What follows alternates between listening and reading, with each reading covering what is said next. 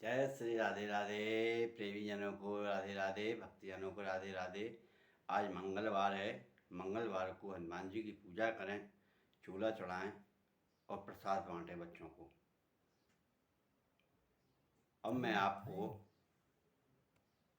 अब मैं आपको गीता जी का जो 15वां अध्याय सुनाया था, अब उसका मैं आपको महात्म सुना रहा हूँ।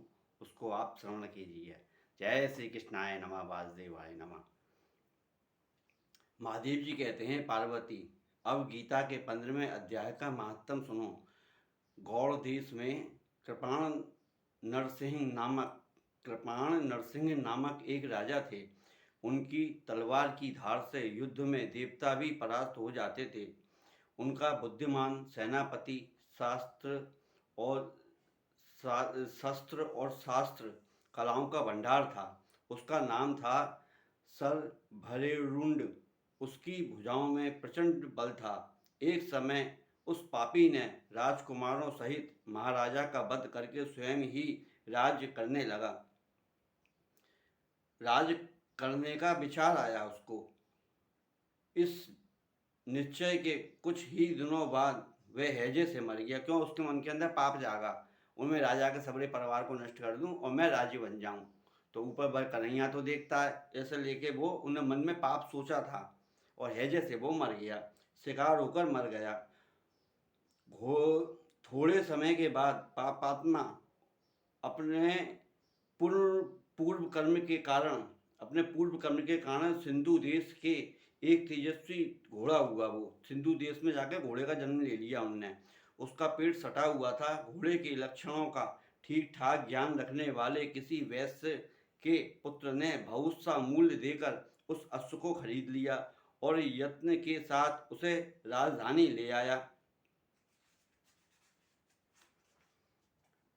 वैश्य कुमार वह अश्व राजा को देने को लाया। यद्यपि राजा उस वैश्य कुमार से परिचित थे, तथापि द्वारपाल ने जाकर उसके आगमन की राजा को उसके वैश्य के आगमन की सूचना दी। राजा ने पूछा, किस लिए आए हो? तब उसने स्पष्ट शब्दों में उत्तर दिया, देव, सिंधु देश में एक उत्तम लक्षणों से संपन्न अश्व था, घोड़ा, जिसे तीनों लोगों का एक यत्न समझकर मैंने बहुत सा मूल्य देकर खरीद लिया है। राजा ने आज्ञा दी, उस अश्व को यहाँ ले आओ। वास्तव में वह घोड़ा गुणों में उच्चैश्वर्वा, क्योंकि जो समुद्र मंथन हुआ था उसमें एक घोड़ा निकला था उच्च सर्वा घोड़ा के समान सुंदर रूप वाला, तो मानो सुंदरता का वो घर था। शुभ लक्षणों का समुद्र जान पड़ता था। वैश्य घोड़ा ले आया और राजा ने उसे देखा। अश्व का लक्षण जानने वाले अमात्यों ने इसकी बड़ी प्रशंसा की। माँ के लोग बागों ने इसकी बड़ी प्रशंसा की। सुनकर राजा अपार आनंद में निमग्न हो गए और उन्होंने वैश्य को मुंह मांगा स्वर्ण देकर तुरंत ही उस अश्व को खरीद लिया। कुछ समय के बाद राजा शिकार खेलने के लिए उत्सुक हो उसी घोड़े पर चढ़कर वन में गए। वहां मृगों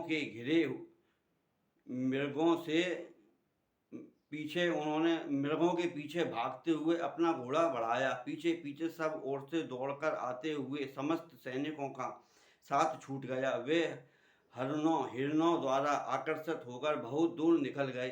प्यास ने उनको व्याकुल कर दिया। तब वे घोड़े से उतरकर जल की खोज करने लगे। घोड़े को तो उन्होंने वृक्ष की डाली में बांध दिया और स्वयं एक चट्टान पर चढ़ने लगे। कुछ दूर जाने पर उन्होंने देखा कि एक पत्ते का टुकड़ा हवा से उड़कर शिलाखंड पर गिरा है।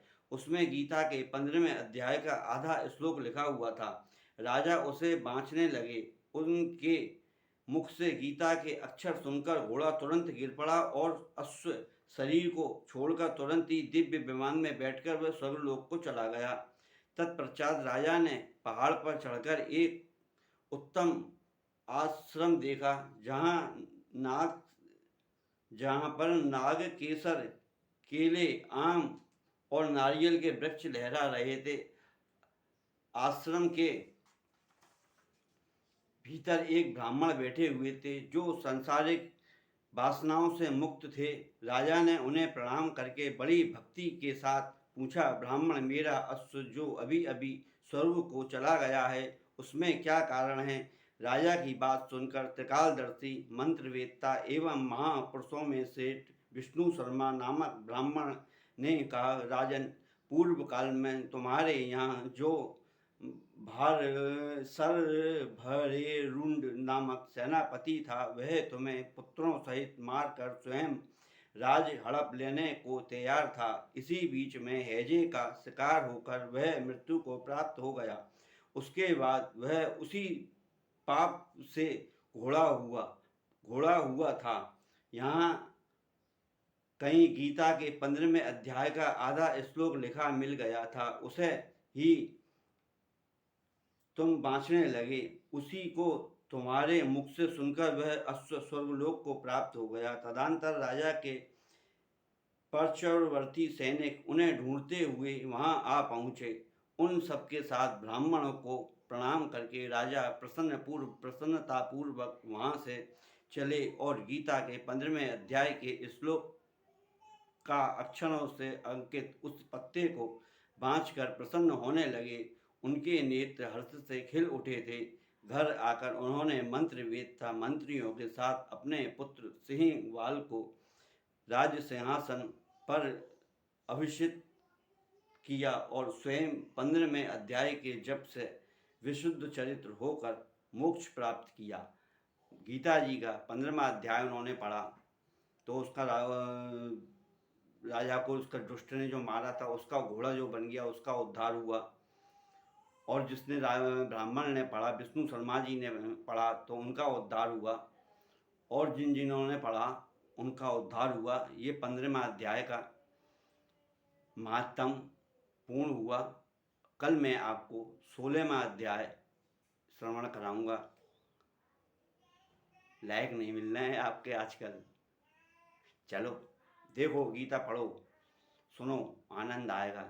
आज के आनंद की जय जयकार हो। जय श्री राधे राधे। सावन मास की जय हो, राधा रानी की जय हो, हनुमान बाबा की जय हो। मनोजवम मारुततुल्य वेगम जितेन्द्रियम बुद्धिमतां वरिष्ठम वातात्मजं वानरयूथ्य मुख्यम श्री रामदूतम शरणं प्रपद्ये। ओम श्री हनुमते नमः। जय श्री राधे राधे।